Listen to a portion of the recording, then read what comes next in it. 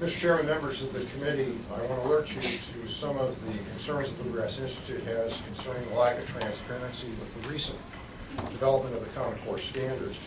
We believe that transparency is problematic in development of public policy, and I think you'll share my concerns when I'm done with this. Unfortunately, the process that brought us to Common Core standards wasn't subject to any of Kentucky's transparency laws or the laws of the federal government either. Instead, July 1, 2009 news release from the National Governors Association makes it clear that the Common Core standards were created by work groups in Washington, D.C., working under restrictions. The news release specifically advised that from the outset, quote, the work group's deliberations will be confidential throughout the entire process. We do know that the National Governors Association and the Council of Chief School Officers documents don't show that anyone from Kentucky was involved in any of the work groups that were formed. And thanks to the lack of transparency, claims that Kentuckians actually had true significant input into the Common Core state standards simply cannot be confirmed. Now, the last work group that established or looked at the standards was called the Common Core State Standards Validation Committee. And a review of this work group's report, titled Reaching Higher, reveals 5 of the 29 members of this last committee refused to sign the certification that the Common Core state standards actually met the goals, including the goal of international benchmarking. 2 of the people who refused to sign are Arkansas Professor Sandra Stotsky and Professor Jim Milgram from Stanford University.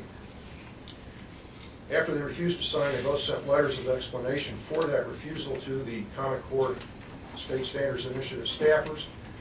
Neither of those letters appear in the final report, which is a very problematic issue of transparency and a violation of common protocol with these types of committee efforts. There's still more reason for concern. As announced in the National Governor's 2009 news release, quote, the Common Core Council of Chief State School Officers and the National Governors Association Center have selected an independent facilitator and an independent writer as well as resource advisors to support each content work area through the standards development process, unquote.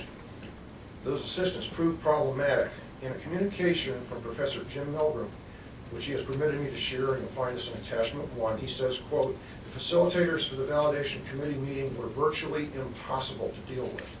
He goes on, the facilitators were emphatically trying not to let us act according to our charter, but simply to sign or not sign a letter when the charter said we had the final say over the quality of the final Common Core state standards product.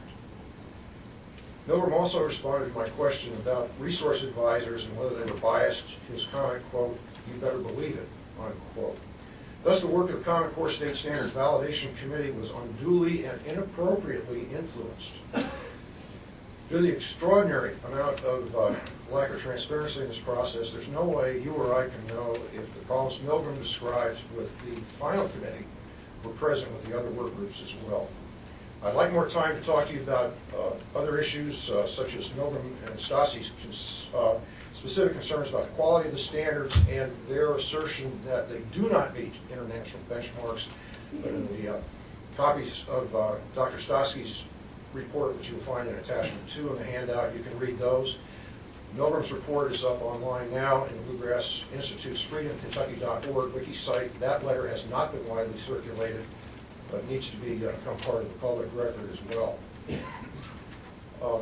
In closing, I want to point out the Common Core state standards, without question, are better than our CAT standards, and I think going forward, we should treat them as a model, but not a mandate. And I think we need to be very open to the idea that our teachers, our professors, need to have full flexibility to modify those standards, including deleting ones from the Common Core that they find problematic, as well as adding whatever additional we need to add, and not just a limited 15%, as Representative Wushner mentioned earlier, but whatever we need to add to make sure our children in Kentucky get the kind of education that they need. And I thank you for the time. Again, these materials will be available on the Bluegrass Institute's website, and I'd be happy to entertain any questions. Representative Gray. Thank you for your presentation. Can I ask a question of you? Sure. If I could, please. Are you an educator, or have you been involved in the education field? I love that question. I spent almost half of my career as an instructor pilot in the United States Air Force. And the United States Air Force does not turn their instructors loose on students any more than we would want to turn instructors in our K-12 system loose on students before they get instruction and education theory and practice. And in the business I was in, instruction was really high stakes, because if the student didn't get it, we might go with them. If you understand, we were in the airplane with them. My classroom moved faster than any classroom most of you have been involved with, and I started at Bloom's first level in his taxonomy, because many of my students were worried about their survival when we started out. And we had to work through that. And we had to understand as instructors that we needed to work through that fear of flying if we were going to get them to actually get into the mode where they could start to learn. So I do not have K-12 experience other than watching my own daughters grow up. They're both professional, working with women with degrees, I'm proud to say. But yes, sir, I do have an instructional background. Well, I asked that question because in your, you said you were a retired Air Force personnel. Yes. And that you were instructed in those areas, and you also instructed others in that area, correct? That's correct. Well, don't you think that the educators who are educating our children, if you look at what has happened from the top to the bottom, from post-secondary education to elementary and secondary education, teachers and administrators who have been working with kids throughout years. We had a teacher who was here 27 years, and I applaud her.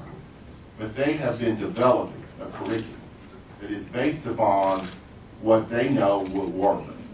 And that these post-secondary educators, such as Dr. Todd, has basically said these are the things that we need for our kids to be college ready, to be career ready. And that teachers are working at the ground level, starting with K through 12, to get our kids prepared for career or education. It is coming from those who are experienced in the field of education and educating our public school children. And we moved away from politics being involved in our education system back in the 70s and 80s when we moved the public instructor away from being elected. And now we have a commissioner of education who is working with those who are experienced in the field of education. You know, I've said many times, and I'm a teacher of 27 years, actually 29, that education is the only area in which those who are experienced have had the least say. And so now we're turning to those who are experienced to have a greater say in how we educate our public school children. And I would submit to you that we are working towards making our kids prepared so that they can compete not only here against others in our country, but internationally, as Dr. Todd stated. And so as I have listened to Dr. Felicia Smith coming, I know that the Department of Education is trying to make sure that as we move in a direction that our kids can be prepared and can be competitive and can go out into the workforce or further educate themselves in higher education, that they're going to work on a continuous basis. And she even stated that it's a gradual measure in which they have to continue to look to, it's an evolving measure, that they're not sticking with those standards that have been created, that they are constantly moving to change those standards as they see fit according to the educators who are in the classroom, the administrators who are also monitoring, but also to the post-secondary educators who are saying what they need for these kids to know. Actually, Representative Graham, I think we're somewhat on the same page. This may surprise you. You're saying we want our educators in Kentucky going forward to be the ones who will modify what we got from what I, again, stress should only be considered as a model from the Common Core. But going forward, we want our people to be involved with moving it forward. And we have a very long way to go. You still can look at the most recent results from the National Assessment of Educational Progress, and only about a third of our students are scoring proficient on that very well-respected federal test. So I hear the promises going forward, and I guarantee we need to meet those promises because about 2/3 of our kids currently are not benefiting. But I do not want to see our hands tied by a restrictive agreement, which Representative Worcester mentioned, which says, oh, we haven't committed ourselves that we can only go 15% beyond what is in the Common Core state standards. And I don't see where anyone from Washington has business telling your colleagues who are still working, and you're a respected retired educator, but your other colleagues, and we have educators here in other chairs up on the dais, I don't see where our teachers should have their hands tied if they say, no, we need more than 15% or whatever we need, let's go get it. And that's my point. Well, I think if you look at the history, the federal government cannot dictate policies and mandates. It's dealing with, they cannot do that. If you look, I'm a history teacher, so when you look at the Elementary Secondary Education Act of 1965, it specifically states, that basically the federal government has no ability in terms of mandating instructional content or achievement standards or curriculum.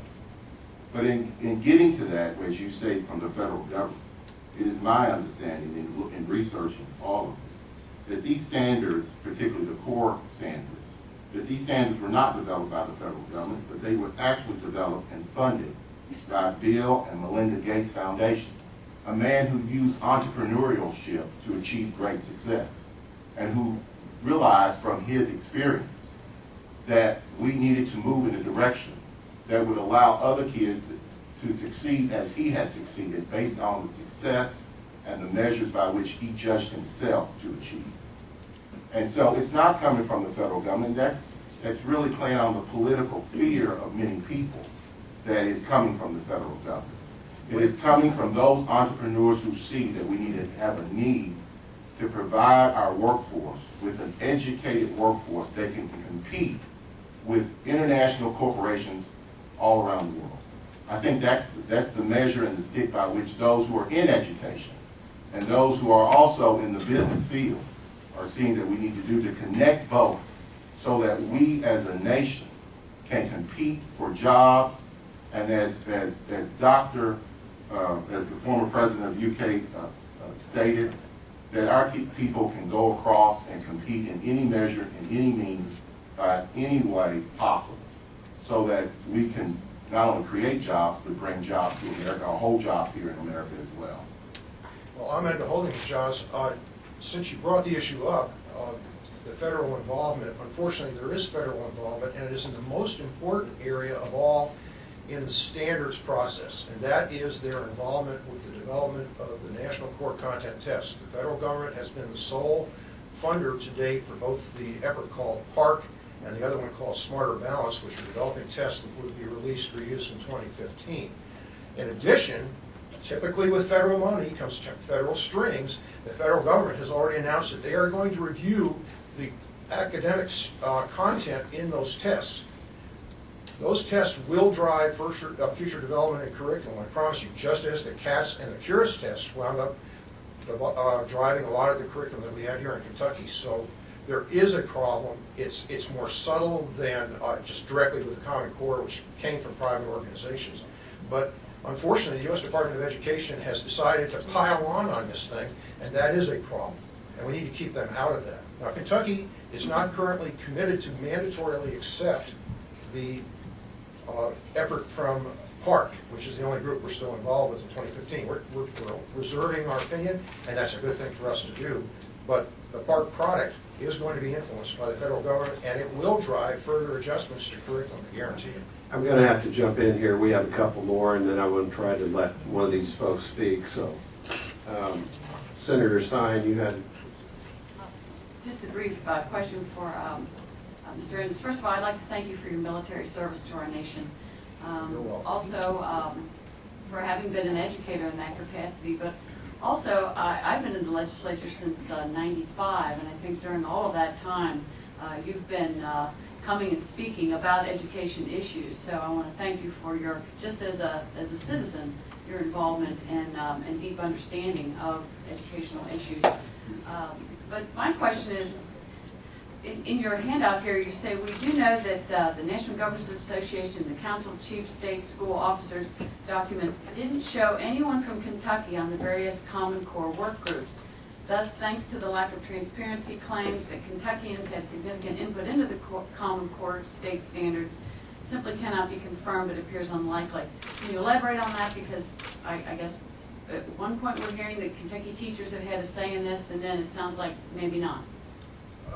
The National Governors Association, back in 2009, along with the press release that announced the first members of the committees, put out a subsequent document a few months later that announced the full, I think it was 135 complement of people who served on the 4 different committees. I went through that listing as carefully as I could, trying to see if anyone was from Kentucky or from a Kentucky-related organization, because in some cases their states weren't mentioned. I could not find one person who was from Kentucky in the listing. And we'll have that document linked out of the Bluegrass freedomkentucky.org wiki site shortly, if anyone would like to look at it. It is available now in the National Governors Association website if you want to get it right away. And I'll be happy to provide the link to anybody who would like to investigate that. But this creates a problem again because no one from Kentucky, to my knowledge, was on any of those work groups. And because we don't know how the work groups function, we don't know how the comments from, I think, it was mentioned that something like 341 Kentucky teachers were involved in the process, which, by the way, is only about 1/10 of 1% of our teachers. But given that number, we don't know if their comments were fairly considered in Washington. What we do know is the efforts of Professor Stotsky and Professor Milgram, and the letters that they wrote were suppressed from the final report of their committee, and that doesn't give me a comfortable feeling about how the other committees operated.